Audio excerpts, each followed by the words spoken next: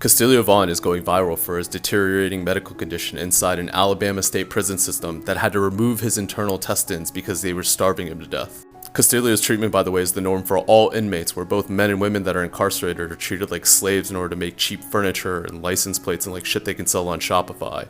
Like, I'm not even exaggerating a little bit. The purpose of the Alabama prison system is to incarcerate as many people as possible for free labor.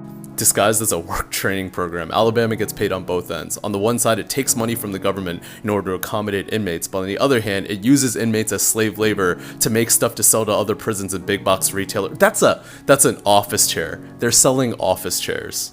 After Castillo's emergency surgery went viral, inmates in 6 different prisons decided to go on strike. They're not making shit for free anymore. And what did the wardens do? They decided to starve them too. So now they're getting 2 meals a day of this instead of 3. Okay, I exaggerated. Sometimes they get this. And for all the people that are like, oh, I did a little bit of time, my food wasn't that much better than the pictures, just a reminder, they've cut their meals from 3 to 2.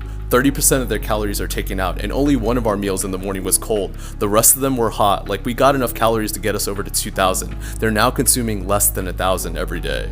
Like, for fuck's sake, that's just the ends of the bread. Families of inmates have noticed the deteriorating health conditions of their loved ones, and when they complained, this is how the state responded. Canceling all inmate visitation this weekend and are urging prisoners to update their loved ones with the change. Well, the prisoner stoppages actually are taking place at about half a dozen men's prisons across Alabama. Yesterday, the Department of Corrections announced it is also limiting the number of daily meals for inmates to 2. It claims both the meal limits and visitation cancellation are not retaliation for the strike, but a byproduct of not having enough staff to handle those services without the necessary inmate workers. Translation: we depend on slave labor so that we can use the profits to hire people to feed them.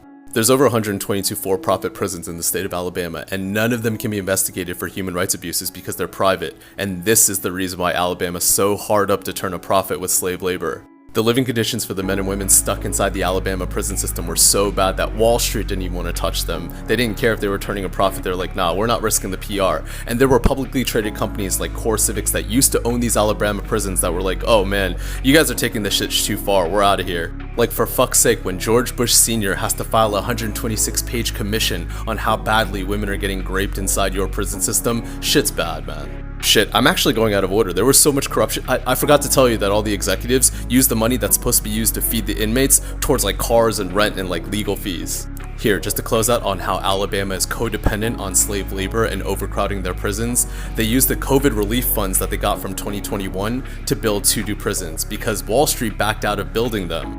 Alabama, which happens to have the highest death rate from coronavirus in the United States, is planning to use federally provided coronavirus relief funds to construct prisons.